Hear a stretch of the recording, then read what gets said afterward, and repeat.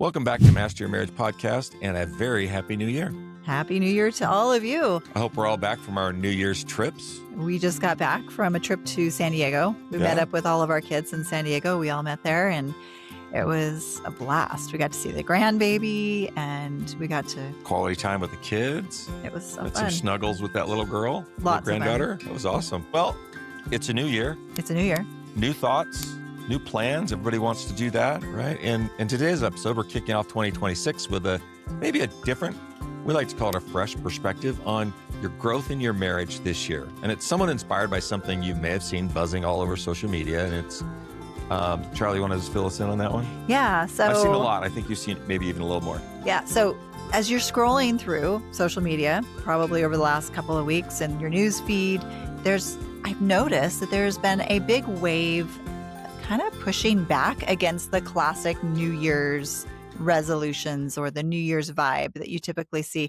I've seen it on TikTok. I've seen it on Substack. I've seen it on Instagram. You used to see it in me all the time. I used to be like, I don't need New Year's resolutions. I'm just going to keep doing what I'm doing. Right. And so what it is it's the idea that January actually isn't the real New Year, that it's really supposed to be spring. So instead of New Year, New You, people are saying that January isn't supposed to be the time for big beginnings or for turning over that new leaf.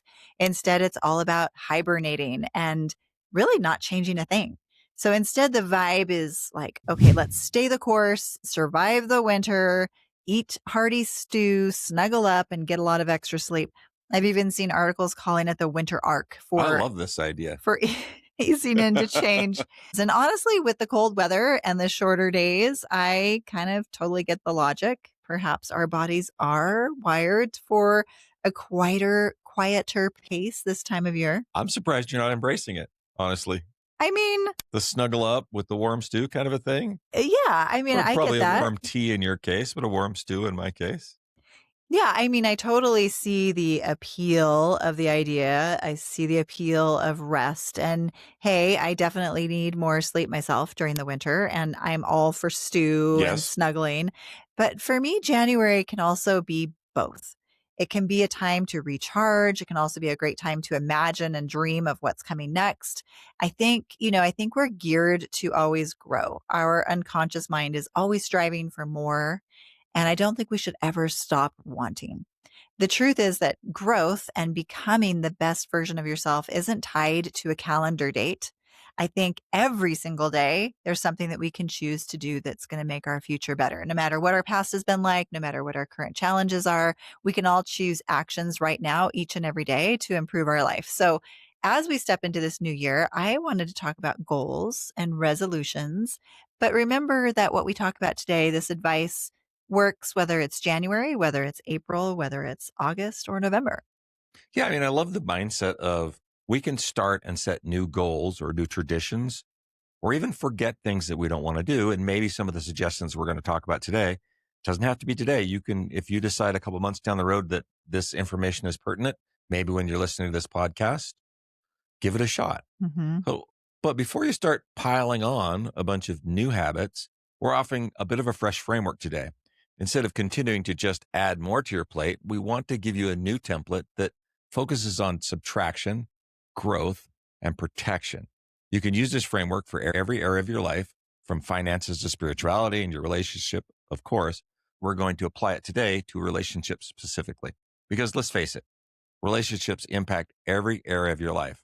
And when your relationship is better, just about every area of your life gets better as well. So today we're going to discuss 3 key questions that you can ask yourself for the year ahead.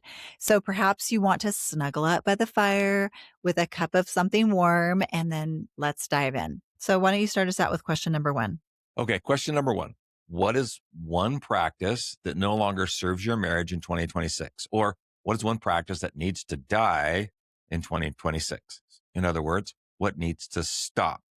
We all have things in our life, in our relationships, that we've let simmer and kind of hang around in the background way too long. What is it that you keep saying, well, I'll deal with that X someday? This could be a behavior, a thought, maybe a belief or a pattern. What is that one thing that you're refusing to take with you into the rest of this year? Now you might want to pause the episode right here. Let the ideas sort of percolate and flow and bubble to the top, and see if you Mhm. come up with one or two that maybe you feel isn't serving you and your relationship and even your growth together with your partner. I love that. What needs to die? What needs to die? Yeah. So let's share a couple of examples. If maybe those ideas aren't bubbling up just yet, let's talk about some ideas you might consider. So first is maybe a porn habit or an addiction or something that you're hiding or keeping from your spouse that needs to be brought out into the light. Number two, the pattern of avoiding conversations by changing the subject or maybe joking it away. Mhm. Maybe that's something that we could Get rid of. let die. Another could be the habit of constantly checking your phone during quality time when you're together out on date night or around the dinner table. Yeah. How about the habit of holding on to grudges from past fights? You say you forgive, but then you bring up that in every new argument, like new ammunition, new hammers coming out. What about any of the toxic communication patterns that we talk about on the show all the time, like defensiveness, contempt, criticism, stonewalling? Yeah. And it really doesn't even need to be a behavior. It could be a belief that you're holding on to that's maybe limiting your relationship. So go back and listen to last week's episode because we talked about 14 beliefs that need to stop perpetuating in your relationship. Maybe it's a limiting belief like my partner will never understand me or we can't change after all of these years. Boy, that's a big one. Yeah. But back to the question. What is the one habit that no longer serves my marriage in 2026? Which one needs to die? And whatever it is, it's time to put it out of its misery and let it go for good. Yes. So I've been thinking about this. Okay. And so for me, one of the things, I think I have several, but one of the things I want to let die in 2026 is the idea that I can't be totally vulnerable on certain topics. I think most topics I'm Hmm. I'm interested. pretty open. We could talk more about that later, but I think there's still a few topics that either I'm uncomfortable talking about or you're uncomfortable hearing about. Maybe it's something like religion or spirituality or certain things that we're maybe not exactly aligned on that I just avoid maybe bringing up completely and I'm not 100% vulnerable with you on. Is a belief, one of the things I think I should let go of in this year is that thing that I sort of hold back, that little belief that's back there in the back of my mind that maybe I can't really be completely vulnerable about this topic. Yeah. Wonder what it would be for me. As I think about it, I think it's a lot of the same thing. I think for guys, it's really difficult for us to be vulnerable. I feel like that might have been the area I've grown the most in over the past maybe 10, 11 years. Just really just contributing to maybe our intimacy by being more vulnerable in lots of areas and be willing to be open. I think I Mhm. just want to continue to remain curious. I'm like most people. I think I rush to judgment really quick, and that's one of the things I have to push down. I think it's getting easier. So Um, is that the thing that you want to let die? yeah, yeah. I think I want to. I think I want to just. I want to just remain curious. That was sort of my keyword a couple of years ago, Mhm. and I think I just want to get back to that because I think it really served me when I just said, "Look, I just want to remain curious in any situation, people I meet, questions that are asked, postulates that come my way. I just want to remain curious and open, and try to be understanding that two things can be true, So what's the thing you're gonna especially based stop? on perspective. So then what's the thing you're gonna stop doing? Rushing to judgment. Okay. Got it. Good. That's good stuff. I mean, that's a overall term. Yeah. All right. Question number 2. So the first one was what needs to stop? Question number 2 is what has to grow? What has to grow in your marriage in 2026? Hmm. So you could kind of think about this question in two ways. You could break it into two parts to stimulate the ideas. First, think to yourself, what is maybe an underwatered area in your relationship that you've been neglecting? Sit with that question and notice what ideas start to bubble up to the surface for you. What has been underwatered in your relationship? Is it physical intimacy? Is it emotional vulnerability? Is it maybe just sitting down and financially planning things out together? Think about that. Hmm. Now, secondly, you could also think about this question by looking at maybe a few things that started to click last year that you liked that you started doing that maybe you need to fertilize and grow a little more.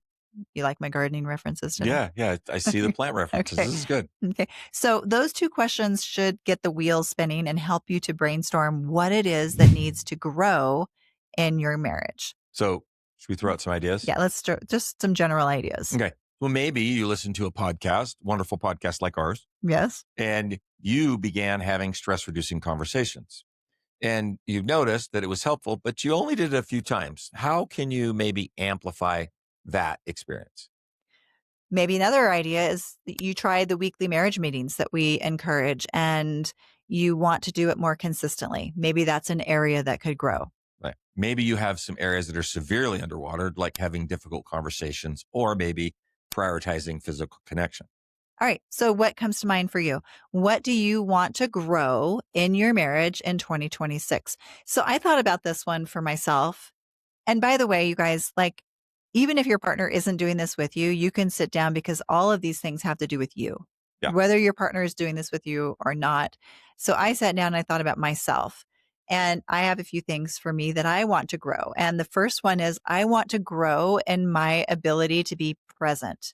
So presence. I feel like more and more the world that we live in is kind of fracturing all of our minds. And I feel fractured all the time. It's like having too many tabs open in my brain all the time. And this is something I've been conscious of that I've been working on recently, but it's something I also feel like needs to grow. And I want to double down on it and be able to grow in my ability to be present so that I can connect more deeply with Robert, with my kids, with my friends, with everyone. I'll throw in one more. I've got a lot of them Oh, good. is I want to start repairing faster. I know we're good and we've gotten really good at repair, but I think we could grow even more. If it's taking us half a day to repair, that's too long. I want to be able to repair in under 5 minutes. I think that would be something I could grow in this It would be year. cool to be able to kind of shorten down that Hmm. harmony disharmony cycle that we talked about. All right, for me, what I want to Grow in. what I want to What needs grow to in be this year watered? What's been underwatered or what's something you've been a little bit good at in our that relationship. Because I was preferably, thinking yeah. about I need cleaner miter joints in my woodworking. Okay. That's Maybe that's my related one to goal. family or marriage. So I will tell you, and Charlotte probably hasn't heard this from me. One of the areas that I avoid and that I don't talk about very much is planning for the future. That's I don't, true. yeah, and I don't think I've been very good at that because just the way that we got started, I didn't graduate. So for anybody thinking about going back to school, absolutely do it. Don't wait. I worked construction for a really long time.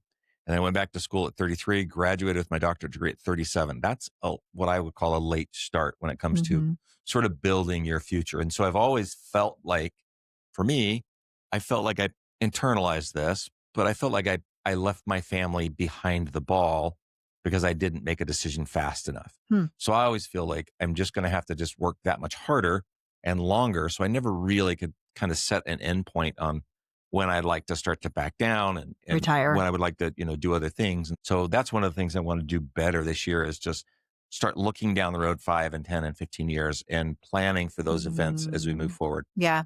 You're really good at looking at like a year forward because we've been doing that every Yeah. year, Yeah. for many, many years. We talk about the upcoming year, but you're right. I would love to have more conversations with you about what's happening in 5 years Right. and 10 years from now. So there you go. I Threw that in love this. just for you. Well, I feel better now. Good. So, last but not least, question number 3 is what has to be protected in your marriage in I 2026? already know mine. And this is a really important question. Not everything needs a total overhaul. There's a lot of stuff that we are getting right in our relationship. Yeah. What that has been just like killing it and bringing you so close together? And Yes. that thing is The thing that needs to be protected. So think about, what is going well that we are going to fiercely guard and protect?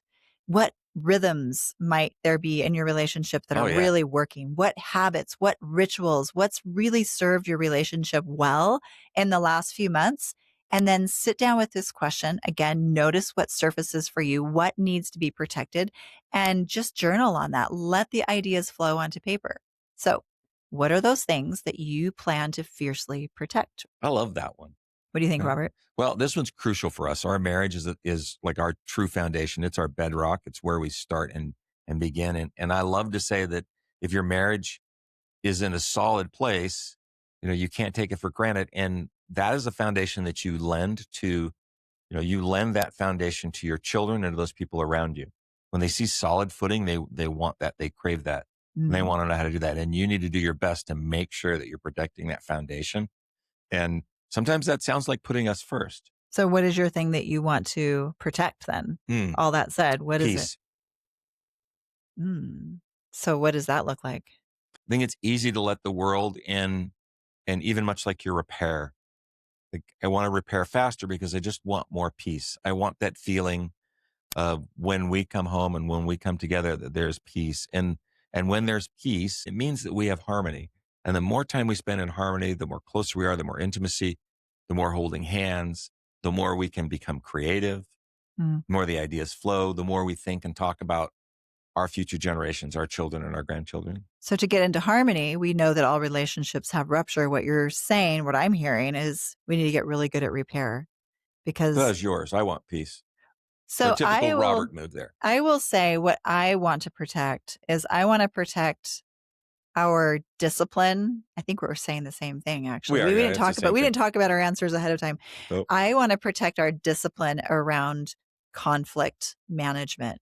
I think we are really good at navigating conflict. We're really good at calling for breaks. We're really good at repair. We're really good at realizing when we're not in our wise self, when we're getting dysregulated. And all of those things are crucial. It's just, that's that one thing that we are good at that I want to continue to protect. And I don't want to back down on that. Yeah.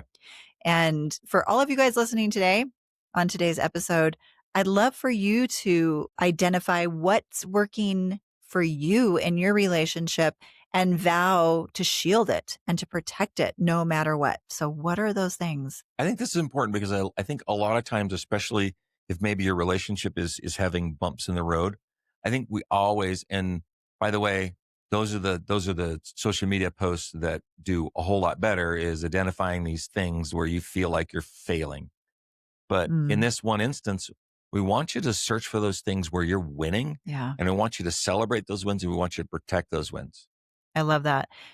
What are you protecting that's going well? Yeah. I love that. Instead of like 26 things to stop doing, it's more like, hey, find those things where you're killing it, double down on that. Because if that's bringing you joy, it's bringing you closer together, it's bringing you intimacy and connection and communication. Keep doing it. Like, keep doing it. Right. So there you have it. Those are 3 questions to ask as you go into 2026. Grab a soft blanket and a journal, curl up together on the sofa, and let the ideas flow. On the top of each page, write what dies, what grows, and what's get protected. Maybe this is like a 60-minute adventure between the two of you. I don't want to call it a task. It's an adventure because you're learning about each other and you're learning about your relationship.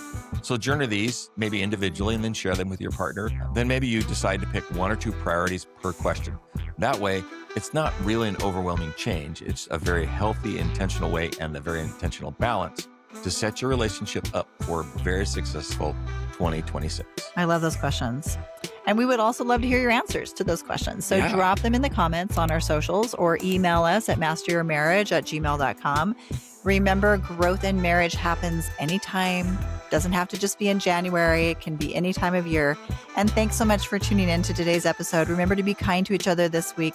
Put each other first. It's the small things done often that make the biggest impact. Until next time.